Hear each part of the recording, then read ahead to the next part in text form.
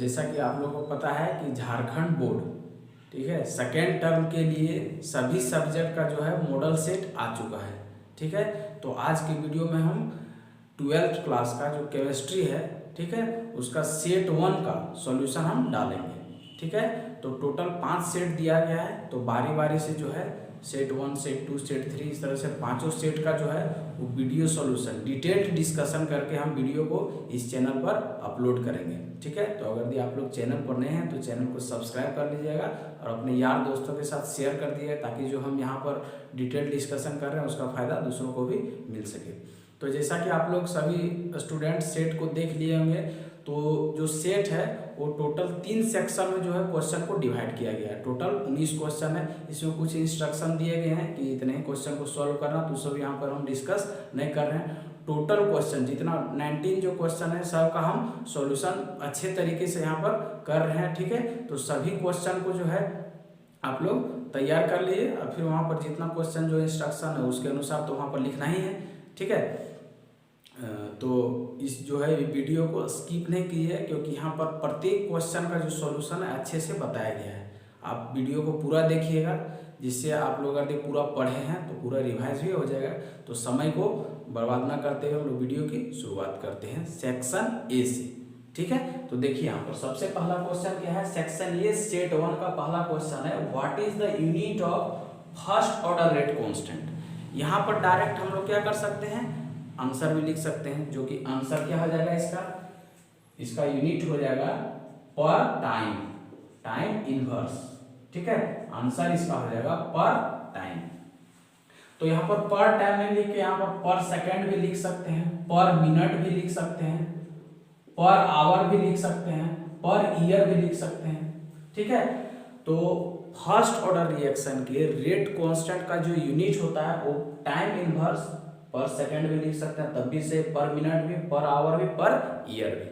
ठीक है, अब जैसे देख लीजिए, मान लेते हैं यहाँ पर जो यूनिट लिखा है वो कोई भी ऑर्डर का रह सकता है। यहाँ तो क्वेश्चन में फर्स्ट ऑर्डर दिया हुआ है, तो थोड़ा सा देख लेते हैं यहाँ पर कि कैसे हम लोग इसको निकाल सकते हैं। देखिए जैसे यहाँ पर देखिए, इसको कोई भी ऑर्डर रहेगा तो R इज इक्वल टू के कंसंट्रेशन मान लेते हैं, रिएक्शन में ये है तो यहाँ पर X मान लिए। अब यहाँ कोई भी ऑर्डर जब होगा जीरो ऑर्डर रखेगा, अगर जीरो ऑर्डर क्वेश्चन दे दिया x इक्वल टू 0 रख देंगे। फर्स्ट ऑर्डर जैसे इसी को निकाल के देखते हैं, फर्स्ट ऑर्डर है तो x इक्वल टू कितना रख देंगे, 1 रख देंगे।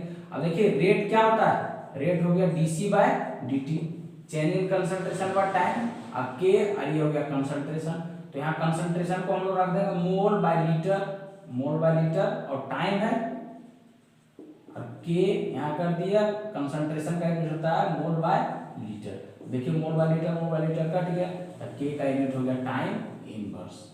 ठीक है, तो यहाँ से इस फॉर्मूला से हम लोग कोई भी ऑर्डर के रेट कांस्टेंट का यूनिट निकाल सकते हैं। जैसे यहाँ जीरो ऑर्डर दे देता तो यहाँ जीरो कर देते, इसका वैल्यू हो जाता 1, तो वहां पर रेट कांस्टेंट का यूनिट क्या आता है, जो रेट का यूनिट है मोल पर लीटर पर टाइम। अगर जीरो ऑर्डर के रेट कांस्टेंट का यूनिट पूछता तो मोल पर लीटर पर टाइम हो जाता। ठीक है, इसी तरह से हम लोग कोई भी ऑर्डर का रेट कांस्टेंट का यूनिट पूछेगा तो यहाँ से निकाल सकते हैं। ठीक है, बढ़ते हैं अगले क्वेश्चन की तरफ। सेकंड में state an example of emulsion, ये सरफेस केमिस्ट्री का सवाल है।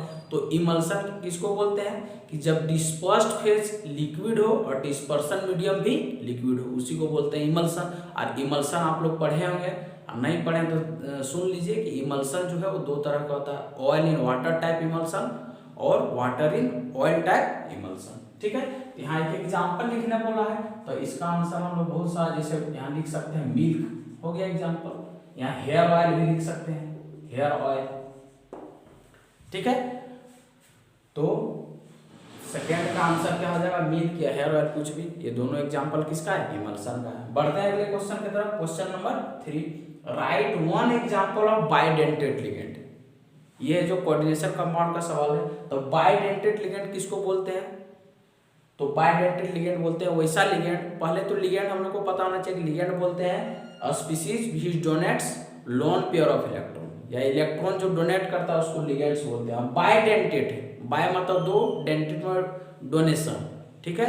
जो 2 loan pair of electron donate करे किसको, सेंट्रल एटम को, उसी को बोलते हैं बाइडेंटेट लिगेंड। तो बाइडेंटेट लिगेंड का एग्जांपल देखिए हो जाएगा इथिलीन डायमीन, इथाइलिन डायमीन। देखिए इसको शॉर्ट में हम लोग बोलते हैं इन, ठीक है। देखिए एक लोन पेयर यहाँ है, एक लोन पेयर यहाँ है, तो इधर से भी डोनेट करेगा, इधर से भी डोनेट करेगा। तो जो 2 लोन पेयर डोनेट करे सेंट्रल मेटल एटम को, उसी को बोलते हैं बाइडेंटेट लिगेंड या डाइडेंटेट लिगेंड भी बोलते हैं। तो इसको शॉर्ट में हम लोग इन भी लिखते हैं, इन। तो थर्ड का आंसर हो गया इथिलीन डायमीन या फिर इन। बढ़ते हैं अगले क्वेश्चन की तरफ, क्वेश्चन नंबर 4। क्वेश्चन नंबर 4 में क्या है, write the IUPAC name of the given compound. जो ये कंपाउंड दिया गया है उसका यूपेक नेम पूछ रहा है, ठीक है। तो देखिए यूपेक नेम में जैसा आप लोग को पता है कि सबसे पहले क्या करते हैं, प्रिंसिपल चेन को सेलेक्ट करते हैं। देखिए प्रिंसिपल चेन ये हो गया आपका,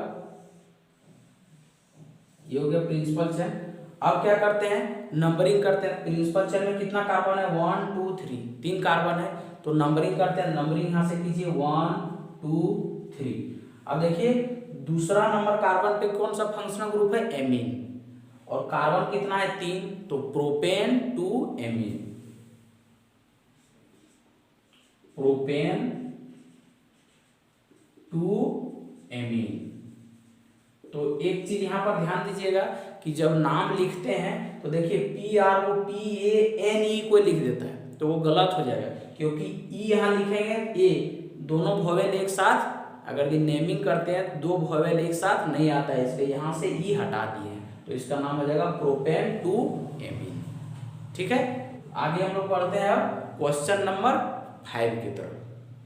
अब देखिए क्वेश्चन नंबर 5 में क्या है, write the name of the sugar present in DNA, ठीक है। यहां से क्वेश्चन और पूछ सकता है, क्या पूछ सकता है कि डीएनए का फुल फॉर्म क्या है, तो डीएनए का फुल फॉर्म है डीऑक्सीराइबोस न्यूक्लिक एसिड, ठीक है। तो यहाँ पूछ रहा है शुगर का नाम बताइए कि डीएनए में कौन सा शुगर प्रेजेंट होता है।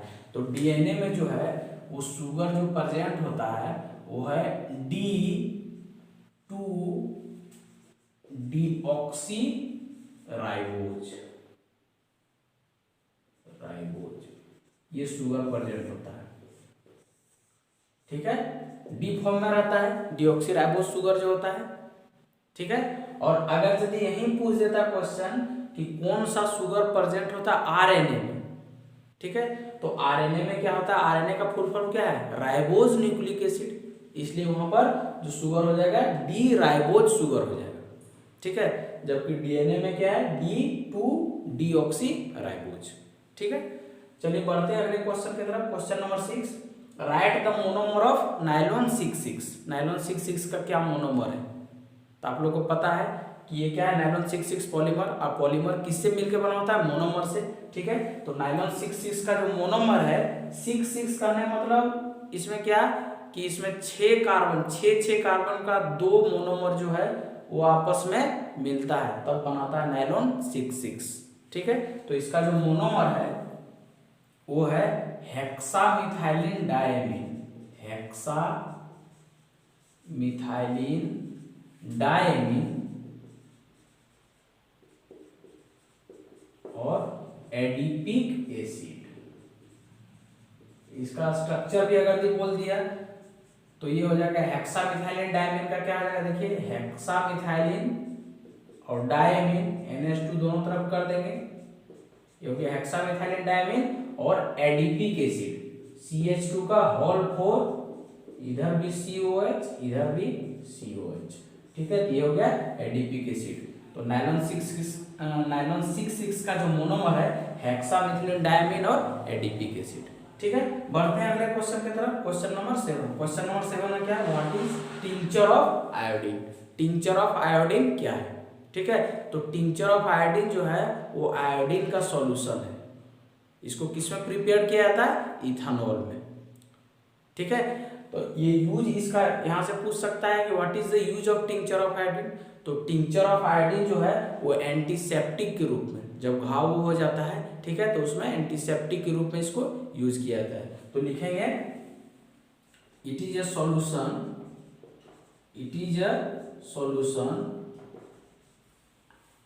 ऑफ आयोडीन, ये किसका सॉल्यूशन है? आयोडीन का। तो यहां से याद रखना है 2 to 3% prepared in ethanol, prepared in ethanol. तो ये आयोडीन का सॉल्यूशन है 2 to 3%, ठीक है। मतलब इथानॉल में जब इसको प्रिपेयर किया जाता है आयोडीन सॉल्यूशन को, तो ये अगर 100 ml टोटल सॉल्यूशन है तो 2 ml क्या रहेगा? आयोडीन रहेगा, ठीक है। तो 2 to 3% आप लोग सॉल्यूशन में परसेंटेज W/W पढ़े होंगे, ठीक है। तो जो टिंचर ऑफ आयोडीन है, ये solution of iodine 2 to 3% prepared in ethanol. अगर यहाँ यूज पूछ देगा, it is used as antiseptic, ठीक है, इन वुंड, ठीक है। घाव के लिए इसको, घाव को ठीक करने के लिए इसको यूज किया जाता है, ठीक है। तो ये था सेक्शन ए का आंसर, ठीक है। अब हम लोग बढ़ते हैं सेक्शन बी की तरफ। अब है आप लोग के सामने क्वेश्चन नंबर 8, ठीक है। तो क्वेश्चन नंबर 8 क्या है? A reaction in second order with respect to reactant, ठीक है। रिएक्टेंट के रिस्पेक्ट में क्या है? सेकेंड ऑर्डर है। How is the rate of reaction is affected if concentration of reactant is double, और सेकंड में रेड्यूस टू हाफ। एनसीईआरटी का क्वेश्चन है, ठीक है। तो देखिए आंसर इसका देखते हैं। तो यहाँ क्या बोला है कि विथ रिस्पेक्ट टू रिएक्टेंट, मान लेते हैं कोई रिएक्टेंट ये है, ये प्रोडक्ट बना रहा है पी, यहाँ से हम लोग रेट लॉ लिखेंगे R इज इक्वल टू के, कंसंट्रेशन ऑफ रिएक्टेंट क्या है? ए है। इसके रिस्पेक्ट में कितना बोल रहा है? सेकेंड ऑर्डर बोल रहा है, मतलब ये क्या कर देंगे, क्या पावर 2, ठीक है। अब देखिए यहाँ क्या बोल रहा है, ये मेरा हो गया रेट लॉ इक्वेशन। यहाँ से ऐसे करके भी क्वेश्चन पूछ सकता है, ध्यान देना है। इस तरह से क्वेश्चन दे दिया, अब बोल देगा राइट रेट लॉ इक्वेशन, तो रेट लॉ इक्वेशन ये हो गया, ठीक है। अब बोल रहा है क्या कि अगर यदि कंसंट्रेशन जो है रिएक्टेंट का डबल कर देंगे और सेकंड में हाफ कर देंगे तो रेट पर क्या प्रभाव पड़ेगा, ठीक है। तो देखिए यहाँ पर देखिए मेरा इनिशियल रेट ये हो गया RI, अब R फाइनल देखिए के रेट कांस्टेंट तो ऐसे रहेगा। अब बोल रहा है क्या, डबल कर दे रहे हैं, तो 2a का स्क्वायर कर दीजिए। अब देखिए रेट फाइनल 2 2 जा 4, यहाँ 4 बाहर कर देंगे तो यहाँ जाएगा ka का स्क्वायर, ठीक है। अब देखिए तो ka का स्क्वायर R इनिशियल है, इनिशियल रेट है, तो यहाँ से हम लिख सकते हैं R final is equal to 4 into R initial. देखिए इसके जगह पर RI रख दिए, तो यहाँ से हम लोग क्या बता सकते हैं कि जो फाइनल रेट होगा वो इनिशियल का क्या हो जाएगा, 4 टाइम्स हो जाएगा। यहाँ लिख भी दीजिएगा कि final rate is 4 times than initial rate, ठीक है। RF is equal to 4 RI, इसका मतलब यही हो कि जो फाइनल रेट होगा वो इनिशियल का 4 टाइम्स हो जाएगा, ठीक है। अब सेकेंड नंबर क्वेश्चन देखिए, रिड्यूस टू हाफ। अब देखिए सेकेंड में यहीं पर देखिए, अब जब क्या कर रहा है, कंसंट्रेशन को हाफ कर दे रहा है, तो देखिए RF RI तो हमको यहाँ पता है, RF निकालेंगे, RF इज इक्वल टू हो जाएगा K, हाफ कर रहा है तो A/2 कर देंगे, इसका क्या हो जाएगा, स्क्वायर हो जाएगा। अब देखिए RF इज इक्वल टू हो जाएगा, यहाँ पर देखिए 1/4 कर देंगे इधर, और यहाँ पर हो जाएगा KA का स्क्वायर। तो देखिए फिर ये क्या हो गया, ये हो गया R इनिशियल, तो RF इज इक्वल टू क्या कर सकते हैं, RI/4। मतलब यहाँ पर क्या बोलेंगे कि जब कंसंट्रेशन को आधा करते हैं, कंसंट्रेशन को हाफ करते हैं, तो फाइनल रेट जो होगा वो इनिशियल का 1/4 टाइम्स हो जाएगा, या बोल सकते हैं फाइनल रेट जो है 4 टाइम्स रिड्यूस हो जाएगा, ठीक है। दोनों चीज बोल सकते हैं, ठीक है। तो यहाँ से मेरा क्वेश्चन नंबर 8 जो है वो सॉल्व हो गया। बढ़ते हैं अगले क्वेश्चन की तरफ, क्वेश्चन नंबर 9। अब देखिए क्वेश्चन नंबर 9 में क्या है, क्वेश्चन नंबर 9 में है कि write 3 differences between physisorption and chemisorption, ठीक है। ये सरफेस केमिस्ट्री का सवाल है। तो फिजिजॉर्प्शन और केमिजॉर्प्शन में 3 अंतर बताने के लिए बोल रहे हैं, ठीक है। इसको ऐसे भी क्वेश्चन पूछ सकता है, फिजिकल एडजॉर्प्शन और केमिकल एडजॉर्प्शन में अंतर बताइए, ठीक है। तो देखिए सबसे पहला अंतर क्या आएगा फिजिजॉर्प्शन में, it occurs due to van der Waals force of attraction, ठीक है। ये जो है इट अकर्स ड्यू टू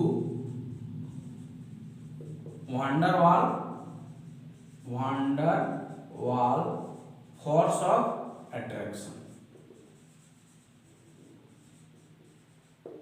ठीक है, या इसको वांडरवाल फोर्स ऑफ एडजॉर्प्शन भी बोल सकते हैं, या वांडरवाल एडजॉर्प्शन भी बोल सकते हैं, बहुत सारा नाम से इसको हम लोग बता सकते हैं। ठीक है, इसमें केमिजॉर्प्शन में क्या होगा, it occurs due to chemical bond formation, it occurs due to chemical bond formation, chemical bond formation.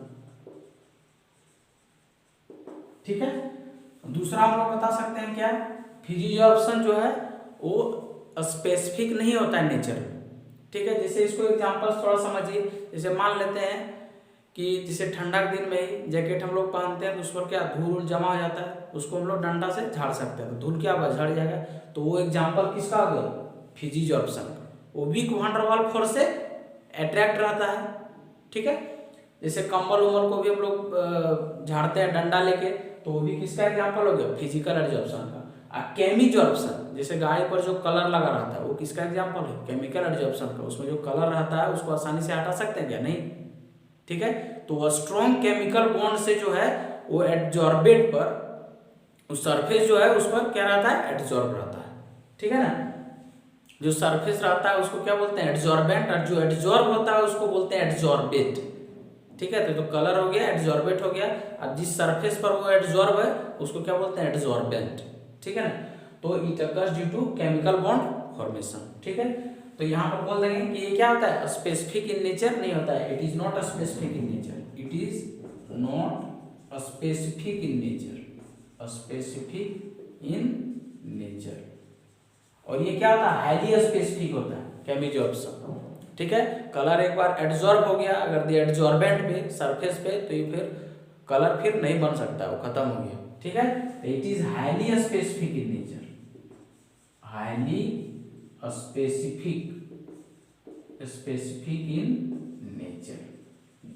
ठीक है, अब थर्ड में देखिए, इसमें क्या होता है, जो हीट ऑफ एडजॉर्प्शन होता है वो 20 से 40 किलो जूल पर मोल होता है, लेकिन इसमें 80 से 240 होता है। तो यहाँ पर लिख दिए, heat of adsorption, physical adsorption में हीट ऑफ एडजॉर्प्शन कितना होगा, heat of adsorption is 20 to 40 kilo joule per mole. ठीक है, और केमिजॉर्प्शन में हो जाएगा हीट ऑफ एडजॉर्प्शन,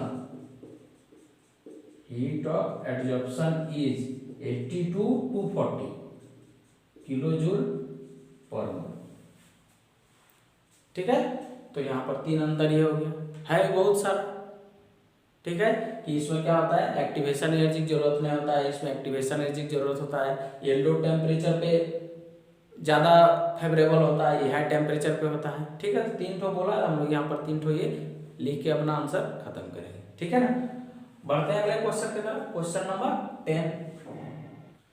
अब क्वेश्चन नंबर 10 में है, write the IUPAC name of the following compound. इसका क्या करना है, यूपेक नेम लिखना है। ठीक है, तो ये जो क्वेश्चन है वो कोऑर्डिनेशन कंपाउंड चैप्टर से है। ठीक है, तो इसका नेमिंग करना है। तो सबसे पहले इसका जनरल थोड़ा रूल थोड़ा सा देख लीजिए। जैसे देख, मान लेते हैं कोई कंपाउंड है इस तरह है, ABCX DY, और यहाँ पर मान लेते हैं E है। ठीक है, तो यहाँ पर क्या रहता है, हमेशा मेटल रहता है। उसके बाद इसको बोलते हैं सेंट्रल मेटल एटम, इसके बाद जितना है इस सबको क्या बोलते हैं, लिगेंड। ठीक है, और ये आपका हो गया कोऑर्डिनेशन स्फीयर, ये हो गया एनायनेशन स्फीयर। ठीक है, तो जब भी हम लोग नेमिंग करेंगे तो सबसे पहले हम लोग किसका लिखते हैं नाम, इसका नंबर 1, उसके बाद अल्फाबेटिकल ऑर्डर में लिगेंड का, फिर उसके बाद सेंट्रल मेटल एटम का, फिर एनायनेशन स्फीयर का। ठीक है, और बीच में हम लोग क्या देते हैं, ऑक्सीडेशन नंबर फाइंड करते हैं, फिर उसके बाद बीच में लिखते हैं। देखते हैं हम लोग बारी बारी से। यहाँ पर देखिए, तो अभी हम लोग देखें क्या कि ये हो गया सेंट्रल मेटल एटम, तो यहाँ मेटल है नहीं, ये सेंट्रल मेटल एटम हो गया, ये क्या हो गया, लिगेंड हो गया। तो इसका नंबर 1 में ये लिखते थे, यहाँ पर यहाँ है नहीं, तो उसके बाद किसका नंबर आता है, लिगेंड का। तो यहाँ पर हम लोग सबसे पहले लिखे हैं क्या, हेक्साएमाइन। हेक्सामाइन हो गया। उसके बाद किसका लिखेंगे, सेंट्रल मेटल एटम का, तो कोबाल्ट।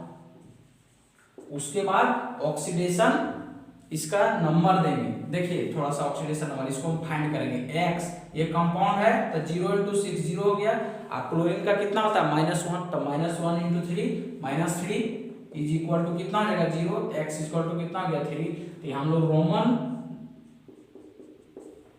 में लिखेंगे 3, ठीक है। तो कोबाल्ट 3 और क्या लिख देंगे क्लोराइड, क्लोराइड, ठीक है। तो ये इसका क्या हो गया नाम हो गया, हेक्सामाइन कोबाल्ट 3 क्लोराइड, ठीक है। दूसरा नंबर में हम लोग देखते हैं, देखिए ये कंपाउंड है तो सबसे पहले हम लोग क्या लिखेंगे, देखिए यहाँ पर दो लिगेंड है, क्लोरीन भी है और वाटर भी है, तो यहाँ अल्फाबेटिकल ऑर्डर फॉलो करेंगे। तो वाटर का क्या होता है, जब भी विपेक नाम लिखते हैं एक्वा, तो ये पहले आता है, तो हम लोग यहाँ पर क्या लिखेंगे tetra aqua, tetra aqua. Dichlorido, chlorido, ठीक है। Cl- है तो हम लोग क्या लिखेंगे क्लोरिडो, उसका नेम जो है वो से एंड करते हैं, टेट्रा एक्वा डाइक्लोरिडो क्रोमियम, क्रोमियम, ठीक है। अब ऑक्सीडेशन नंबर देखते हैं, देखिए इसका x हो गया, इसका कितना हो जाएगा -1 होता है -2, इसका 0 और टोटल पर कितना चार्ज है 1, तो x उधर करेंगे तो कितना आ जाएगा +3, तो क्रोमियम 3, ठीक है। अब अगर यहीं पर मान लेते हैं ये माइनस रहता तो हम लोग सेंट्रल मेटल एटम का जो नेम है वो एंड करते 8 से, तो यहाँ पर रहता क्रोमेट, ठीक है। लेकिन यहाँ पर प्लस है इसलिए क्रोमियम, और यहाँ पर नंबर लिख दे रोमन नंबर 3, ऑक्सीडेशन नंबर जो है रोमन में 3 हो गया, ये हो गया नाम होगा आपका। फिर उसके बाद बढ़ते हैं क्वेश्चन नंबर, जो क्वेश्चन है सी में, देखिए K4 का होल 6, यहाँ देखिए ये मेटल है, सबसे पहले इसका नाम लिख देंगे पोटासियम, पोटासियम लिख दिए पोटासियम। उसके बाद देखिए 6 साइनाइड जो है वो 6 है, तो हेक्सासियानो, हेक्सासियानो, कहीं कहीं साइनिडो भी आपको मिल सकता है, तो हेक्सासियानो। अब देखिए इसको जब हम ब्रेक करेंगे तो ये प्लस ये माइनस, तो कोऑर्डिनेशन स्फीयर पर कैसा चार्ज आएगा माइनस, तो जब भी कोऑर्डिनेशन स्फीयर पर आपका माइनस चार्ज होगा तो जो सेंट्रल मेटल एटम का नेम जो एंड करेंगे वो 8 से करेंगे, तो हेक्सासियानोफेरेट, फेरेट। उसके बाद ऑक्सीडेशन नंबर लिख देंगे इसका, देखिए इसका पोटेशियम 4, इसका मान लिए x, और साइनाइड का कितना होता है -1 × 6, -6 = 0, x = कितना आ जाएगा +2, तो हेक्सासियानोफेरेट 2, ये इसका हो जाएगा नाम, ये तीनों, ठीक है। अब देखिए क्वेश्चन नंबर 11, क्वेश्चन नंबर 11 क्या है, प्रेडिक्ट द प्रोडक्ट, ये तीनों रिएक्शन है उसका क्या बोलने बोला है प्रोडक्ट, प्रोडक्ट बताने बोला है, ठीक है। तो देखिए यहाँ पर इसका नाम क्या है, ये है बेंजल्डिहाइड, क्या है बेंजल्डिहाइड, और ये क्या है सेमी कार्बाजाइड, ठीक है। तो बेंजल्डिहाइड जब सेमी कार्बाजाइड से रिएक्शन करता है, ठीक है, देखिए कुछ इस तरह से रिएक्शन करता है, इसको अरेंज करके थोड़ा लिख दिए, तब प्रोडक्ट बनाने में क्या होगा आसानी होगा।